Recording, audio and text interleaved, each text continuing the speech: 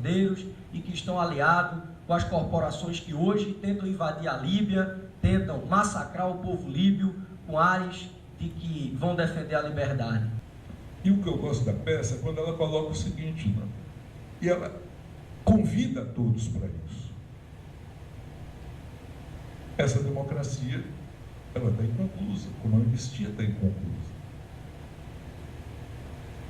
Ou seja, existem muitas tarefas que eram do movimento popular, do movimento de trabalhadores, da esquerda brasileira dos anos 60, 70, 80, que precisam ser retomadas as bandeiras. Porque nem aquelas reivindicações foram incorporadas na nova ordem social. Da mesma maneira que eu acho que uma democracia de fato só existirá quando homens e mulheres juntos forem protagonistas do momento político, acho também que a juventude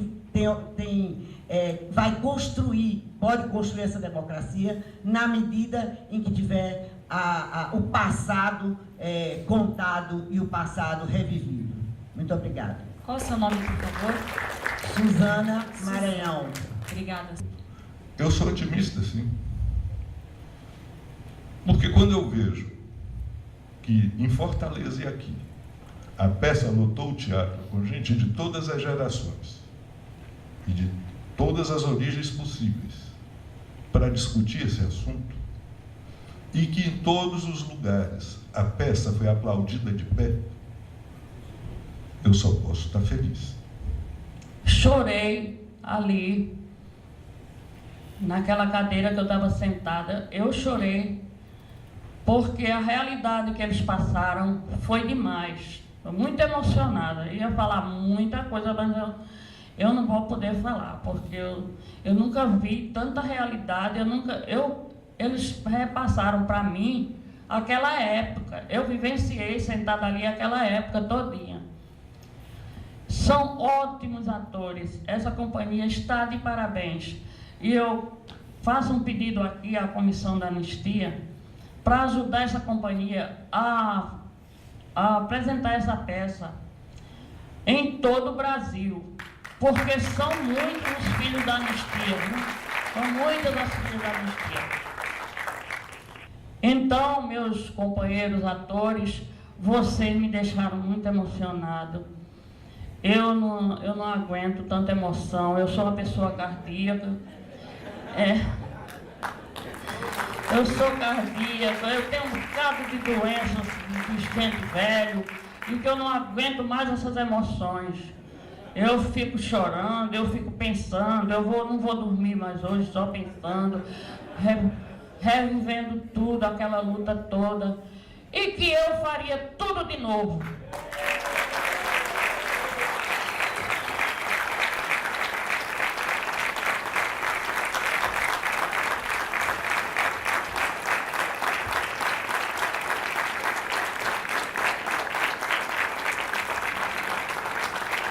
Ele é pequenas nuances que se dão, mas nós continuamos oprimindo os que não têm cor diferente, têm pensar diferente, têm jeito diferente, têm fisionomia diferente. Né?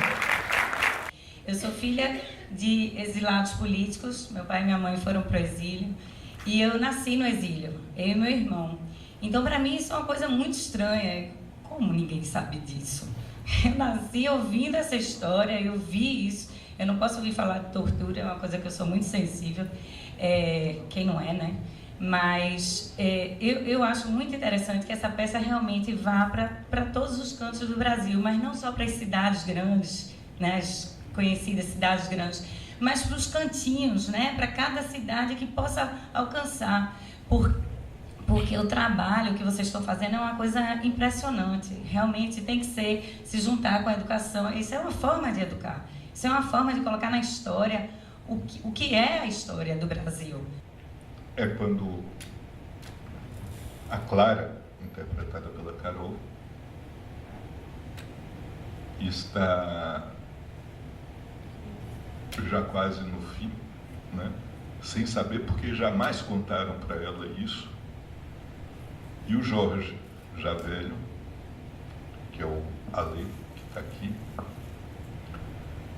ele diz: não é culpa sua, é a sua herança.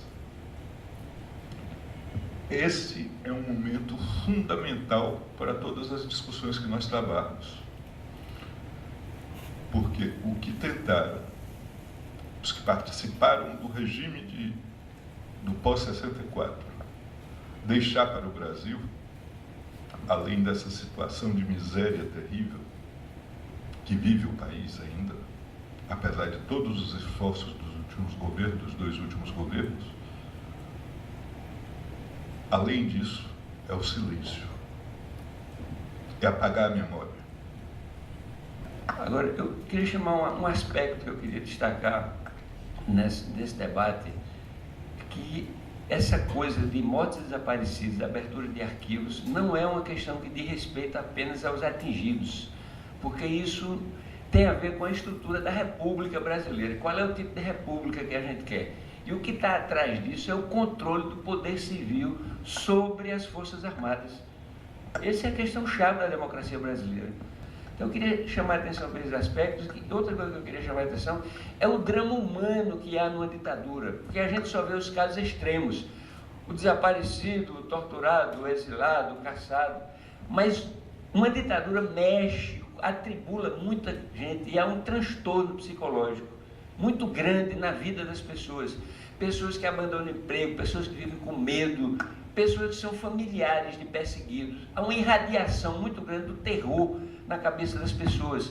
E o tempo psicológico não é o tempo cronológico. Teve uma anistia, teve. Meu irmão, mais velho, 4 anos do que eu, que era ligado ao PCB e que foi envolvido em vários processos, ele ficou com a... Era daquele grupo ligado a Manuel Fiel Filho, etc. e tal, do PCB. Então ele ficou se escondendo, perseguido. Eu preso, ele solto, ajudando minha mãe como vendedor livre no Rio. Passou 2 ou 3 anos na União Soviética, introjetou a questão da perseguição. E meu irmão se suicidou em 1994, já no governo Collor. Claro que ele tinha uma predisposição psicótica, tinha. Mas se não tivesse havido essa pressão, ele poderia ser uma dessas pessoas que tomam um antidepressivo, vai para o psiquiatra, etc. Eu estou dando um exemplo que eu vi de perto. Nós não podemos ser ex. A única coisa que eu acho que eu sou ex é ex-preso, porque eu não estou mais preso. Mas eu não sou ex-militante, porque eu continuo militante. Eu continuo, obviamente, comunista e continuo pretensamente revolucionário. Não adianta vir com a inveja que os argentinos, que é mentira. Nós temos que fazer política, nós temos que cumprir o nosso papel. Em cada universidade, em cada escola, que a pessoa que está aqui nessa sala estuda, ou ela dá aula, tem que falar desse assunto, tem que cobrar. Isso chama-se política. Eu acho que, nesse momento, essa peça tem muito a ver com a chamada, a nossa participação na luta pela Comissão da Verdade, na luta por nós chegarmos à verdade sobre os desaparecidos. Então, eu acho que está na hora da sociedade se mobilizar, está na hora da sociedade limpar a bandeira do Brasil dessa nódoa que torna a nossa bandeira pálida, torna a nossa bandeira tão pálida que parece que nós perdemos a coragem de lutar, perdemos a coragem de lutar pela justiça. Obrigada. É muito forte, né? E acho que a peça extraordinária. Vocês dois deram realmente um show assim extraordinário. O silêncio, todo mundo prestando atenção em cada palavra, mas esse jogo das épocas que vocês entraram nos 2 momentos da vida.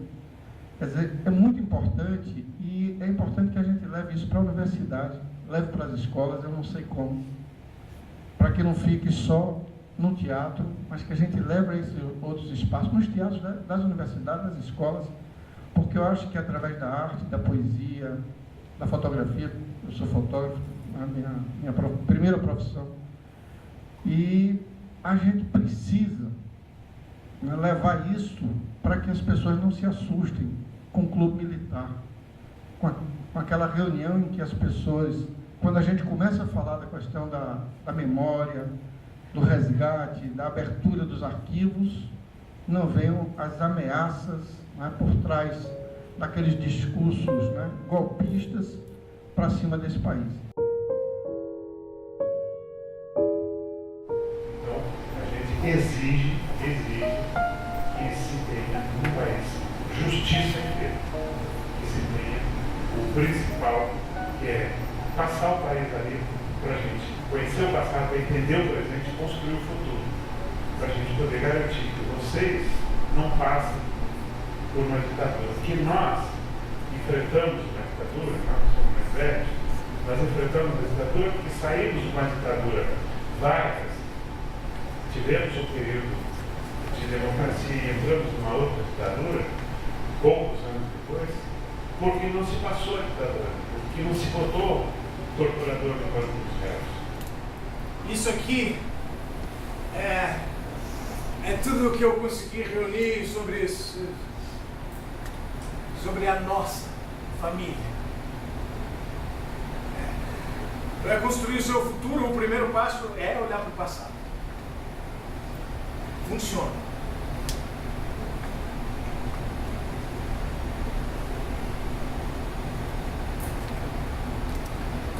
Eu não vou deixar o futuro de mentiras para meu filho.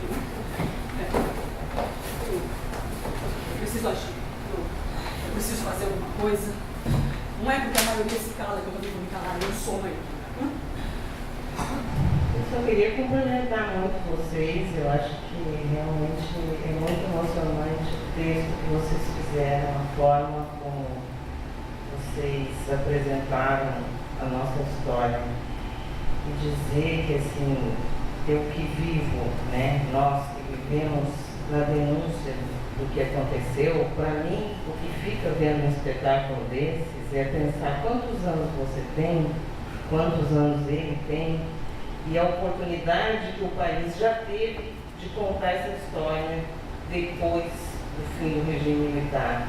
Então, é muito triste ver que nós tivemos, nesses anos todos, governos que botaram essa história para baixo do tapete. Essa, para mim, é a maior tristeza. E tem histórias que nós nunca vamos recuperar. Muitos vão morrer sem saber o que aconteceu com seus pais. Muitos filhos que não conheceram seus pais vão morrer sem saber. Isso eu acho que é o mais triste. Tá, eu fiquei curioso assim, além do trabalho de conscientização que vocês estão fazendo, através teatral e tudo mais, o que o governo, o que estão fazendo para tentar abrir essa história, levantar, né? O que está sendo feito mais? Porque o que eu só tenho feito na vida é cobrar do governo que ele não fez até hoje. Foi essa cobrança que eu fiz. Eu acho que nesses quantos anos? 25, 26 anos, no final da ditadura, 85, quantos? Tu nem era nascido. Tu já poderia ter nascido num país que estivesse vivendo livremente, olhando o futuro, podendo ter a certeza de que nunca mais aquilo ia acontecer. Né? Tu podia ter a certeza que tu não ia sair na rua e alguém te prender e tu ser torturado. Porque isso sempre pode acontecer. Que a peça é maravilhosa, que a peça não é simplesmente política, ela traz sentimentos da melhor maneira, dói o coração. Vocês conseguiram. Parabéns. Afinal de contas, será que o que mudou, né? A gente para de pensar assim, será que a gente continua vivendo a mesma situação, só que mais alienado que antes? É complicado isso. A peça é um condensado de todas as famílias, todos os problemas. Do pai que perdeu, a mãe que perdeu, do filho que não conhecia o pai. Tem lá em São Paulo o Chico. O Chico é filho de uma grande tia droga, Helene Guariba. Ele tem uma necessidade de tocar na gente que está tocando na mãe dele. Porque ele não conheceu a mãe, praticamente. Ele está na clandestinidade. Para ele não ser torturado, ela saiu, deixou ele com a boca. Então, assim, você tem um cara desse, pô, você tem que fazer o que por esse cara? Tem que fazer tudo. E essa peça aqui é um retrato a Clara, exatamente, porra, precisa. Ela não sabia nem que o pai não era dele, o pai era outro, que na realidade era a mãe, que era a irmã dele, então teve uma confusão para poder se entender com a pessoa. Então, para nós, é assim, é espetacular. Espetacular de estar aqui conversando, espetacular ver essa peça, espetacular saber que vocês vão sair daqui diferentes e interessados em fazer alguma coisa. Eu acho que vocês precisam falar um pouco. Tem alguns momentos da peça que me tocaram muito. Um momento em que os personagens estabelecem aquela tentativa de ver o que é mais razoável, o que é mais forte, se é a emoção ou a razão. Esta casa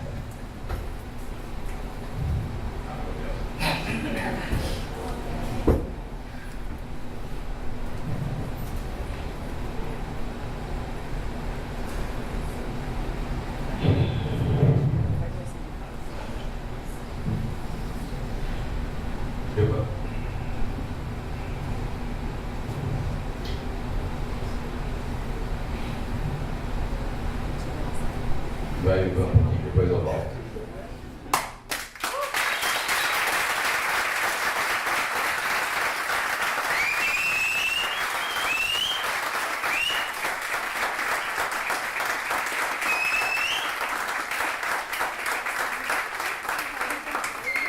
E aí a gente foi para o Uruguai e começamos um treinamento de guerrilha lá, e foi um fracasso absoluto, foi todo mundo preso. Eu vim antes, e isso me emocionou na peça, eu vim antes porque a minha mãe estava doente. E eu passei muito tempo sem conseguir falar, principalmente, sobre o período da solitária. 40 dias, muitos anos. Muitos anos até conseguir voltar a falar disso. Tem uma pequena brincadeira que eles fazem na peça, quando eles usam a palavra brilhante, porque um dos torturadores mais conhecidos do Brasil era o coronel Carlos Alberto Brilhante Ustra, torturador conhecido, todo mundo sabia que ele torturou, sediciou, mandou matar pessoas. Ele continua aí, muito bem, em casa, andando na rua, a gente pode encontrar com ele na rua. Aqui não, porque ele mora em São Paulo, né? Essa peça é incrível, vocês me emocionaram muito e em certa medida me machucaram também. Vocês dois são dois gênios, foi sensacional. Eu sou filho de um militar e quis a vida em seus percursos que eu comecei a estudar na universidade pública, militar, me inseri em movimentos sociais, partidos de esquerda. Deu aqui doer, agora em janeiro e fevereiro eu estava em Cuba fazendo trabalhos voluntários em solidariedade ao povo cubano e que me encanta ver pessoas dizendo eu voltaria atrás e faria exatamente igual, porque quem colocou um limite na barbárie da ditadura não foi o bom senso dos milicos, porque eles provaram que eles não têm bom senso nenhum. Foram vocês, e vá saber quantos de nós não estaríamos aqui hoje se vocês não tivessem feito o que fizeram. Quantos desses guris e dessas gurias não teriam nascido porque os pais teriam morrido nessas prisões de merda que esses negros mantiveram durante tanto tempo. Eu agradeço muito a vocês, eu agradeço muito, eu me espelho muito em vocês. Eu ouço diariamente ou quase diariamente: Bueno, por que tu está perdendo teu tempo, te envolvendo com política? Vai fazer direito, vai fazer qualquer coisa que te dê um retorno maior. Mas eu fico extremamente feliz e emocionado quando eu vejo que não, eu não estou perdendo meu tempo, assim como nenhum de vocês perdeu o tempo de vocês, e assim como todas as pessoas que infelizmente morreram durante esses anos de barbárie.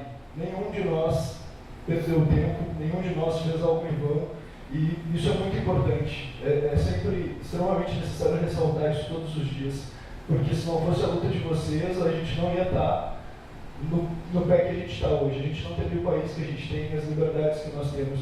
Então, todo mundo aqui tem que ser sempre extremamente grato. Eu digo muito obrigado a vocês por essa peça incrível, muito obrigado a vocês pela luta que vocês tocaram, muito obrigado. Essa peça nos traz um pedacinho do dilaceramento da sociedade brasileira. A irmã dilacerada, a mãe dilacerada, a filha dilacerada, né? A sociedade brasileira que dilacerou. E o medo que tentaram impor a gente de tal forma que a gente nunca mais erguesse a cabeça. Eu não gosto de duas coisas. Uma é olharem para nós, principalmente para mim, como vítima ou como herói. Eu não sou vítima nem herói. Vítima é um idiota que está passando, a gente não sabe de onde que aconteceu. E o herói é um imbecil que está passando e no impulso salva a criança. Eu não fiz nada disso. Não foi por impulso.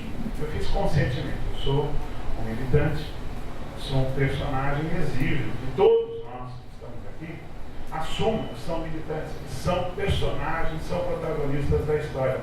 Que todos nós devemos ser sujeitos da nossa própria história, não objeto. E às vezes mascara o quadro e acham que a gente está sendo sujeito e não, a gente está sendo objeto do sistema. Eu acho que isso foi a nossa luta aqui no teatro, foi o que nos levou a trabalhar dessa forma, foi de vir enfrentar a ditadura. Eu não tive que fugir, mas eles queriam, eles me batiam lá quando me levavam, me prendiam, para ver se por que não vai embora? Porque eu não vou para o lugar aqui. Então, outro dia eu estava saindo de lá e ia para dentro da faculdade da URGS contar para o pessoal o que tinha acontecido. Eles prendiam lá, ficavam comigo, apanhavam, davam, não batiam muito, davam uns tapas bons, né? E a gente me soltava, eu disse, tu contar, aumenta, vem de novo aqui. Eu contava de novo. Né? Então, a gente aprendeu a enfrentá-los. Né? E eu tive sorte. A democracia brasileira está longe de estar consolidada. A concentração de renda no Brasil só perde para a concentração de renda no Haiti e na Bolívia. Imagina. Então, olha, eu acho que a juventude mais experientes e a experiência nova da juventude tem que estar se somando, aí se entrelaçando, porque é assim que se faz a história. Quem vai abrir um espacinho para mim aqui, eu não sei que eu entro nesse esquema de tomar lá da cá, profissão, emprego, se me dão um subsídio, eu fico melhor. Aí é o pior da coisa, aí está dentro do esquema que reproduz a exploração, aí mantém as injustiças, né, e agrava a concentração de renda na mão de cada vez menos pessoas. Eu queria destacar também a importância das pessoas de cabelos brancos, né, e outras pessoas que já em tese não se pode destacar como jovens, mas a importância de vocês, né, jovens espíritos, mas não de idade, mas a importância de vocês permanecerem militantes, né, e passarem isso para os jovens. Isso é uma grande motivação. Eu acho que, quem sabe, até uma condição para que os jovens eles tomem rédeas da sua vida, né, e dizer sinto muito mais assim comovido quando não se quer ser visto como herói, né, então como vítima, mas é inevitável de ter vocês como exemplos, né. Que são fantasmas que nos puxam, porque enquanto a gente não desenterrar e enterrar aqueles que ficaram pelo caminho, eu acho que nada vai estar completo. Nenhum sentido de democracia pode existir enquanto há um passado que está sendo acobertado. E quais são essas razões? Qual é o sentimento de vocês quando veem que a coisa não anda, a questão dos arquivos não são abertos? Porque tem isso, tem aquilo, cada pelo outro, porque tem pessoas que ainda são vivas. Sim, são vivos. Tem que pagar. A Argentina já abriu os arquivos, já condenou. O Uruguai, a mesma coisa. E por que não o Brasil? E há uma arte da compreensão da representação do drama e da comédia no ar. O drama e a comédia e a colocação da arte como aquele lugar que caminha na direção da liberdade. A arte é a luta pela liberdade, simbolizada numa estética diferente da estética da militância, sem deixar de ser militância. O Estado brasileiro que pede perdão, pede desculpas. Não tinha esse negócio, está aqui, ó, pronto, vai passando o banco. Ele inventou esse negócio que eu acho que é a coisa mais emocionante que tem. Eu, quando me puseram lá para ser anistiado, eu falei, vou lá, mas quando ele levantou, esse homem vive em mim, levanta, eu falei, puta que pariu, eu estou aqui nesse negócio, o Estado me tomou uma emoção muito grande, um negócio muito, porque é muito importante, aquele camponês do Araguaia fala, pedir perdão para eles era normal, agora eles pedirem para mim é que é o tal. A anistia que eu recebi foi lá na universidade. E o Paulo disse essa mesma bobagem para mim, foi certo. Não. Mas eu saí com os professores que eu encontrei, os alunos que eu encontrei, eles disseram, puxa, até que eu sou cidadão brasileiro. E eu quero dizer, só parabenizar vocês, este público aqui, especialmente, predominantemente gente jovem, porque este é um resgate que nós devemos.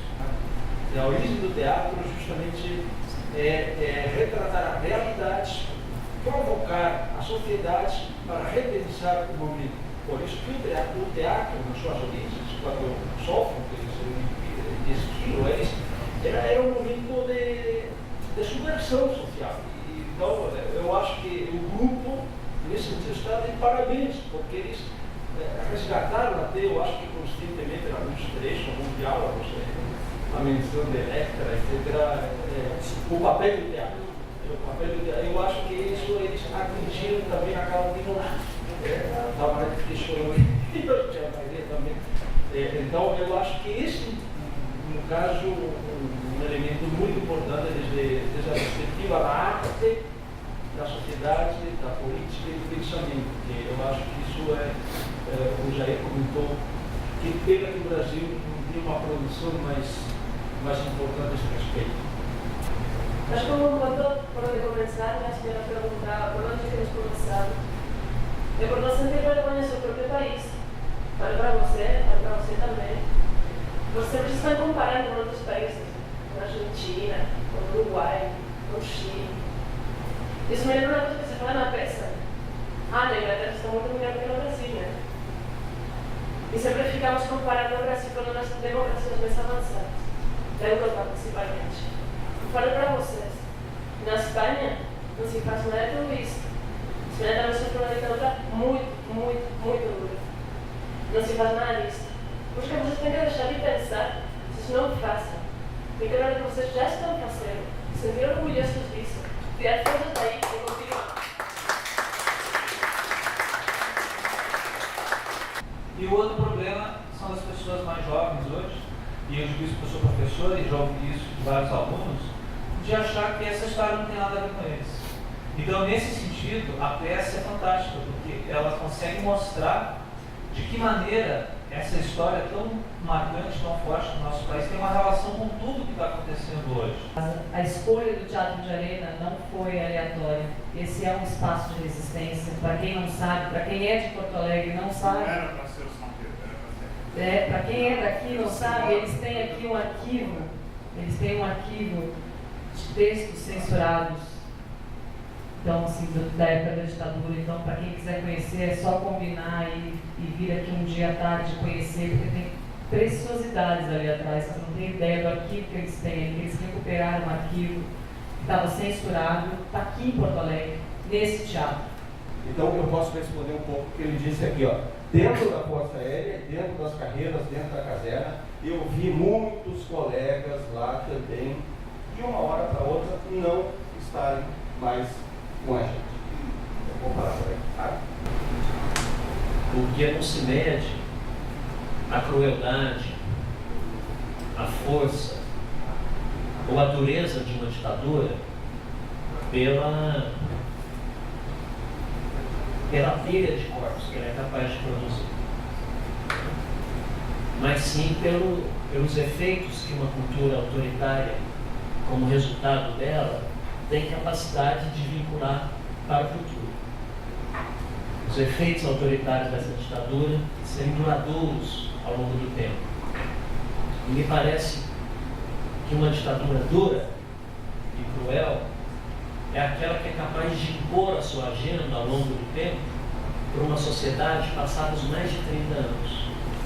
Impor a sua leitura, impor a sua linguagem, a linguagem do apontamento dos resistentes como subversivos, terroristas, pessoas que estavam criminosos, lutavam contra a própria democracia, às vezes, até se justifica. A grande impunidade que a gente vive nesse país é a impunidade com relação aos crimes da ditadura militar. E é essa impunidade que, como dizia o professor Castor, da Unicinos, que estava aqui antes, ela e a violência, a cultura de violência que impregnou as instituições desse país naquela época, ela continua viva até hoje nessas instituições. E é por isso que no Brasil se continua torturando e se continua vendo violência de rua, da polícia, na relação do Estado com o cidadão. A violência está impregnada, porque essa violência, essa cultura de violência, nunca foi repensada, nunca foi traçada e nunca foi punida. É que eu sou deputado federal, eleito pela generosidade de 100 mil gaúchos e gaúchas. Estou lá no Congresso e nós vamos nos posicionar logo aí no que diz respeito à Comissão da Verdade. E eu queria aqui fazer um apelo a todos vocês que estão aqui. Eu estarei lá firme na trincheira, posicionado para defender essa causa. Mas eu sei que essa causa só vai transitar e ir adiante se a gente tiver o apoio de todos vocês. Se vocês reproduzirem na sociedade, nos amigos, nos familiares, enfim, nas pessoas com as quais vocês têm relação, o quanto é importante a gente não esquecer tudo isso, e o quanto é importante a gente fazer justiça, e o quanto é importante a gente olhar para o passado para pensar o futuro do nosso país. Me parece mais estratégico e subversivo nos dias de hoje mostrar que os verdadeiros arquivos da ditadura são os arquivos produzidos na Comissão de Justiça e na Comissão de Mortes Agressivas, porque ali está a verdade contada a partir das vítimas. Né? E certamente no registro oficial desvirtuador, que era realizado inclusive para poder justificar as prisões, ali tem muita inverdade histórica. Mas, futuramente, a disponibilidade desses dois arquivos em confronto com os arquivos criados pela própria repressão é que vão gerar sínteses para a sociedade democrática do futuro. Saber ler esses documentos, saber que um foi escrito pelo olhar da repressão com esses propósitos, e saber que também os arquivos das vítimas hoje, a palavra da vítima hoje, é um exercício de afirmação de uma voz calada no passado e que hoje quer projetar a sua leitura na disputa em relação à memória também. Até para poder desconstituir muitas das explicações que se fez ao longo do tempo em relação à ditadura. E também sabia olhar para isso. Né? E aí, meus caros, aí já é a próxima geração. Essa criança está sendo gestada no ambiente dessa peça, né? Eu fui saber que ela vai chamar Bárbara, o nome dela é Esperança, né?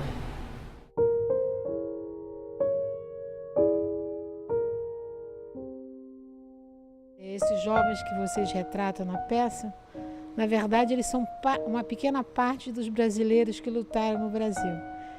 Eu sempre digo que essa comissão de anistia tem uma função extraordinária, que é constituir um arquivo sobre a memória política brasileira, que vai, no futuro, fazer uma outra historiografia sobre as lutas de resistência no Brasil, que até então está muito focado nas lutas da classe média, né? E muito focado ainda nas lutas estudantis. Até porque são os segmentos médios que são formadores de opinião, têm condição de ter voz, né? Mas não podemos nunca nos esquecer que são milhares de camponeses, operários, né? Anônimos que sofreram isso, Muitos foram assassinados e sequer sabem hoje da possibilidade de serem ouvidos na comissão de anistia. Eu acho que essa documentação que está sendo produzida vai dar condições de que os historiadores, os pesquisadores do futuro